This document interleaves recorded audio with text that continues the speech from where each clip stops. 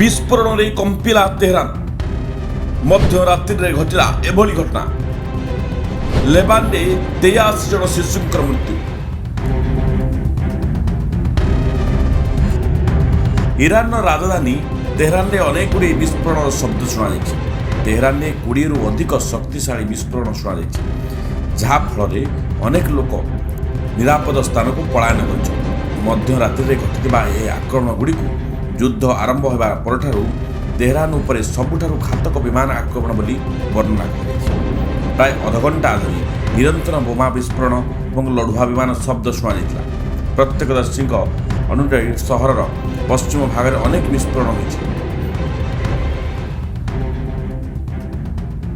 କିଛି ପଡ଼ୋଶୀ ବିଦ୍ୟୁତ୍ ବିଚ୍ଛିନ୍ନ ମଧ୍ୟ ହୋଇଛନ୍ତି। ଅନ୍ୟପଟେ ତେହେରାନ ଶନିବାର ତୈଳ ସଂଶୋଧ ସୁବିଧା ଉପରେ ଇସ୍ରାଏଲ ଆକ୍ରମଣରୁ ତେଲ ଢଳି ପଡ଼ିବାର ସହ ନର୍ଦ୍ଦମା ପାଣିରେ ମିଶି ଯାଇଥିଲା, ଯାହାଫଳରେ ରାସ୍ତାର ପାର୍ଶ୍ୱରେ ନିଆଁର ନଦୀ ସୃଷ୍ଟି ହୋଇଥିଲା।